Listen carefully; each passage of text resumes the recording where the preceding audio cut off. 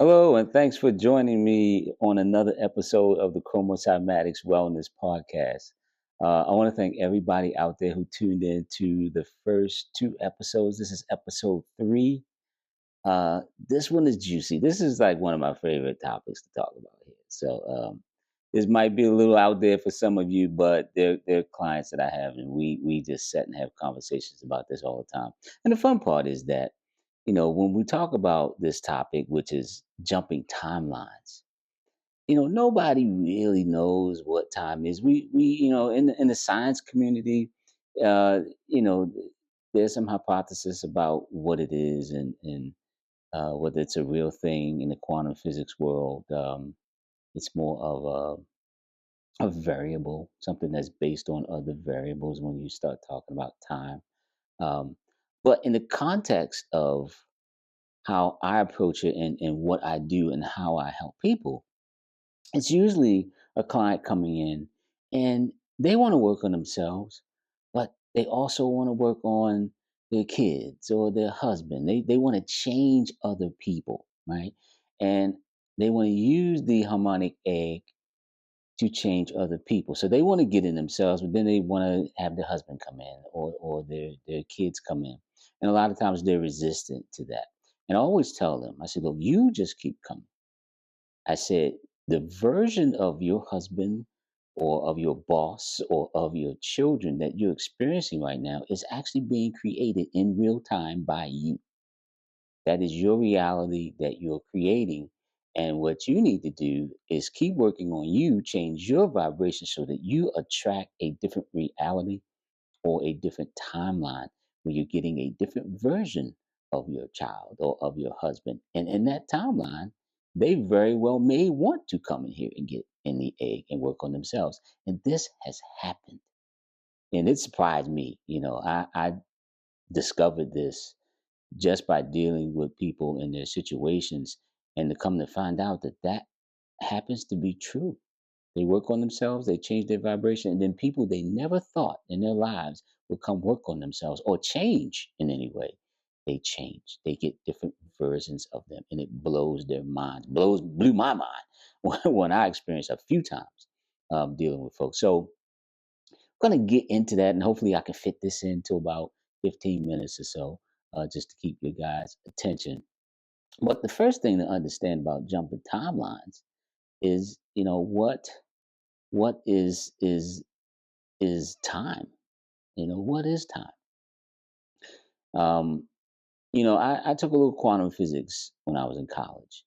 And the interesting thing is the first thing I remember, the first thing the professor said, he said, the first thing we're going to learn is that there's no such thing as time. And if you can't wrap your head around that, then leave. And some people got up and literally walked right out of the auditorium. Literally. Because you can't do quantum physics unless you understand that time is no longer a constant. So in Newtonian physics, time is a constant. It's a number. It's c. Time represents c, which is a constant. It's a concrete number. Once you get into quantum physics, time is no longer a constant. So time is not t, which equals a constant like it is in Newtonian physics. Time is delta t in quantum physics. And all delta means is the difference between. So it's the difference between T2 and T1. So T2 is your perspective of time. T1 is my perspective of time. We subtract the two, and the difference is what we're going to use as time. So it's something that we actually extract. It's not a concrete number because my T2, my experience of time, is based on several things. It could be based on my vibration. Your experience of time could be based on your vibration or even how fast you're moving.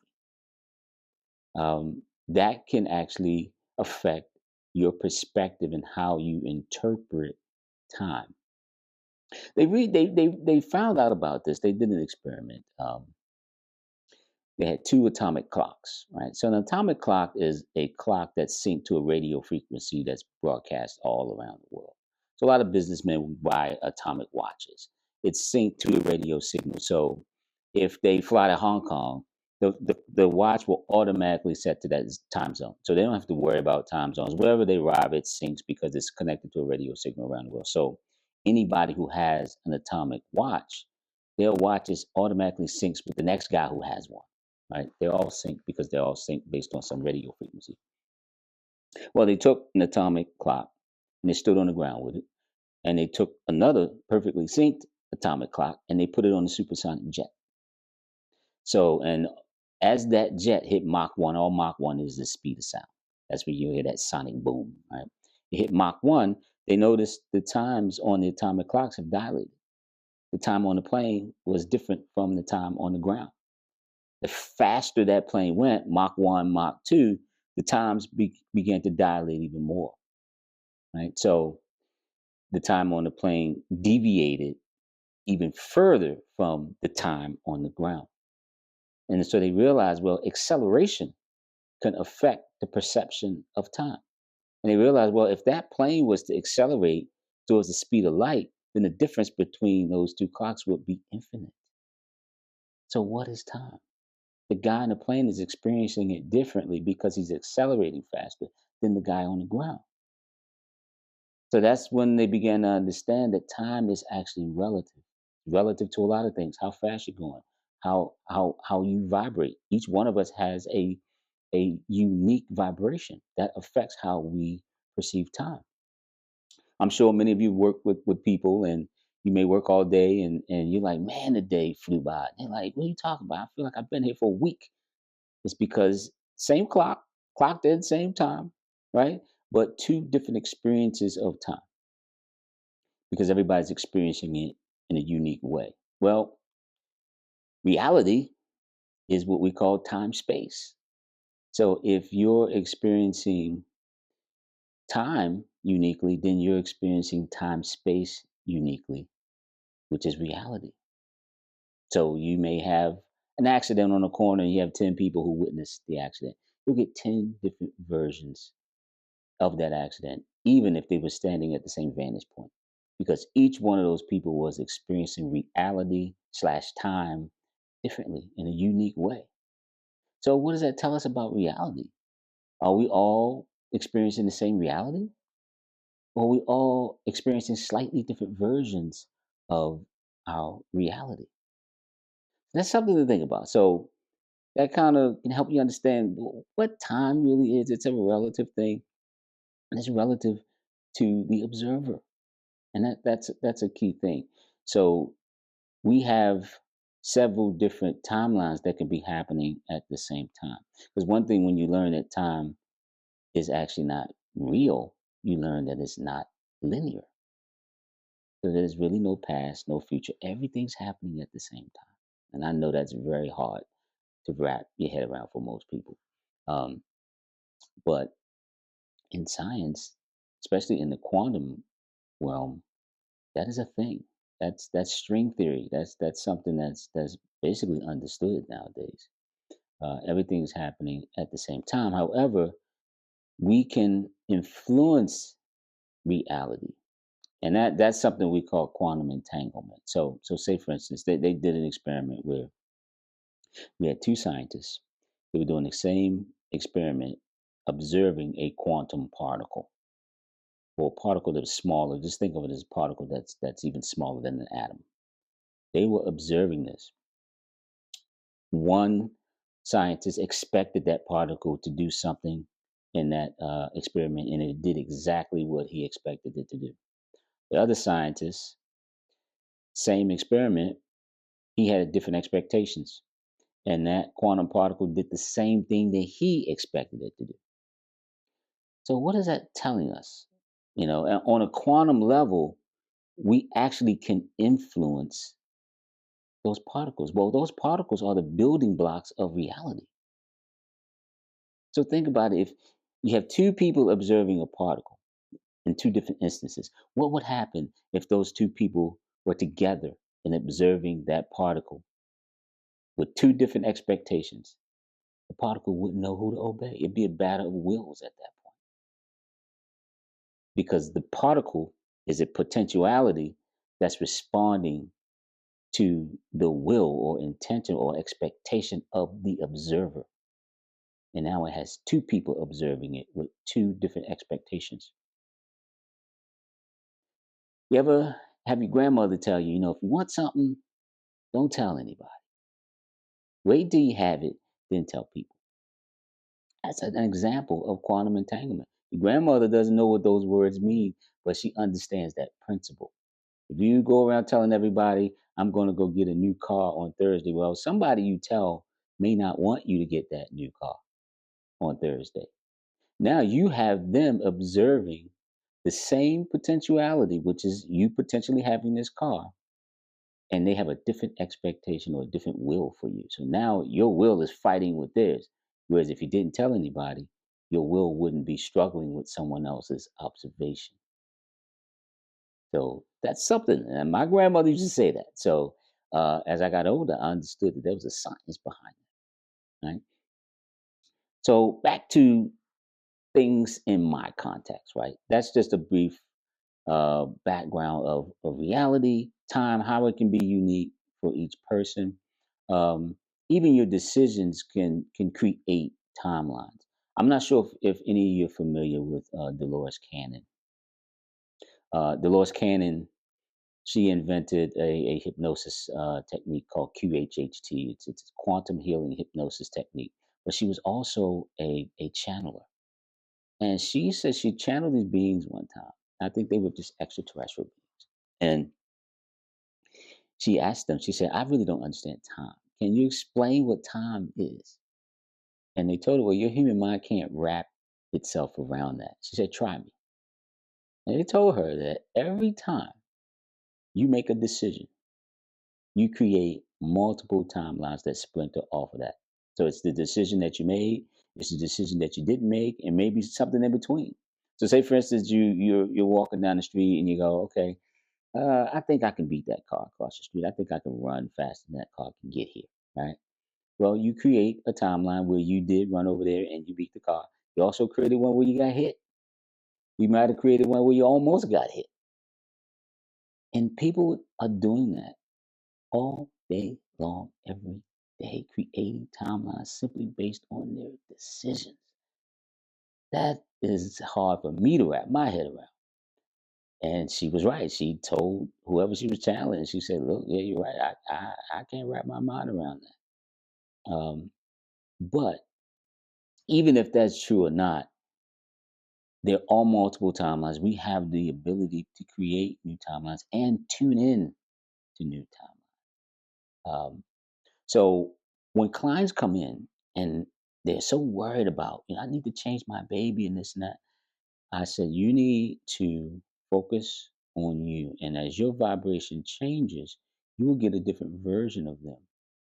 And some of them say, well, if I get a different version of them, what happens to the old version of them? What happens to the old version of me? And I kind of explain it to them like this. Say you're on a timeline, and say it's a radio station, right? You're on 88.8, and you're jamming, and everybody's there, and your kids are getting on your nerves, your husband's getting on your nerves, but you're tuned in to 88.8. This is where that reality lives, right? But there's also a 108.7 that exists where your husband's fine, your kids are fine, and everybody's fine. The problem is your awareness hasn't shifted to that timeline. And the way your awareness shifts is you have to become a vibrational match for that timeline. Then that timeline has no choice but to collapse onto you. And now you're in a different timeline. And you notice people are slightly different, right? So this is a thing. So I had a client. She traveled probably about an hour and 40 minutes to me. And she came for herself, but she was mainly concerned about her two daughters, who were in a sort of a arrested development, kind of adults, but kind of fighting, almost like kids. And she was like, I want them to come here. They'll never come. I said, you keep coming and you pay attention to them and you clock when you see a different version of them. And that's exactly what happened. She kept coming every week. And then one day, one of the daughters, who she thought would never come, came on her own, drove an hour 40 minutes, and the mother was like, this is a different person. had high levels of anxiety. Um, in fact, she won a equestrial competition the weekend after she came and got an egg. Her confidence had gone up because the horse could sense the anxiety, and her anxiety went down. The horse performed accordingly, and her mom came and she showed me all these ribbons that she had on her horse and medals. Like she won everything. It was it was crazy, but the mom kept coming. A different version of the daughter emerged, and then guess what? Her sister comes. So they both end up coming because the mother continued to change, and she moved into a timeline where she got slightly different versions of them. I'll give you another example. I had two clients. They didn't know each other. Both grew up with very narcissistic mothers, and this is one of the craziest ones. They both came in one day after they had gotten out of the egg. Well, actually, no, when they came in because they already had the experience before they got to me. And they said, my mother came to me, and one, her sister was with her, so her sister witnessed this. This is a narcissistic mother. Never apologized for anything. Wouldn't take accountability for anything. She's always the victim. Everybody else is the villain. Right? She comes up to her and her sister and she said, "I apologize for everything I've ever done to you." And they looked at each other like, "Who was this woman? Who was this?" The sister wasn't coming to the egg, but the other one was. And I talked. She was like, "There's a different version of her that we experienced." And I had another one. Her mother lived a distance away, and I convinced her to start, talking to her and forgive her. And we worked on forgiveness in the egg. And one day she said, I went out and hung out with my mother. We went shopping together. And she told me, she said, "Forgive me for everything." She said, "I'm sorry, sorry." She said, "I'm sorry for everything that I've ever done to you." Almost exact same sentence as the other girl. Completely different version of this woman. They're hanging out like buddies. They hadn't spoken in years. Years. This person knows who I'm talking about. She knows what I'm talking about. But she found herself in a different time, slightly different version of this person. I had a woman, she never thought her husband would come to the egg. She wanted him to join her in this experience. And I said, "Well, you just keep coming and you'll see if you get a different version of him." And she came in one day, and this person knows who she is. She said, "Charles, I don't know what voodoo you do." She said, "But my husband's a different person." She was in a slightly different timeline, experiencing her reality slightly differently because her vibration changed. So now she's experiencing time slightly differently because her vibration has changed, which means she's experiencing time space a bit differently, which is reality. So she's attracting different versions of a different version of her husband in her case. The other one's different versions of their mom, different versions of their children. And it's hard to convince people of this until they see it. And quite honestly, I can't say I was really convinced of it until I started to see it happen before my eyes. So that's what I mean by jumping timelines. Uh, Jumping into a timeline or attracting a timeline where you're getting a slightly different version of this person or people around you. You have that ability. If you listen to things like The Secret and all these manifestation things, they'll tell you to do vision boards and it's all visual and that's fun. That's helping you construct the timeline. But the last thing you have to do is you have to be a vibrational match for the timeline. That brings that reality towards you. And it's fun to watch. It's fun to watch the disbelief and then the people come and then the next thing you know I'm hearing these stories of how everything. My boss is different. This person's different. My cat's different. My dog's different.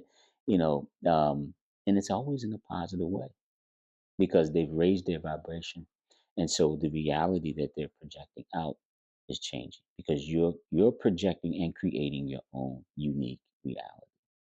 Um, Michael Jackson left us with that song. In fact, it was Sadiq Garrett who wrote that song for Michael Jackson. That's "Man in the Mirror." That's what he was saying in the song. If you want to make the world a better place, you have to start with the man in the mirror because the man in the mirror is actually projecting out his unique version of the world. So I just want to leave y'all with that. I got this in about 20 minutes. So I'm pretty proud of myself. So I'll see you all next week with another episode. Everybody, just know this. Believe in yourself. You are unstoppable. No one can really stop you but you. And love yourself. Until next week.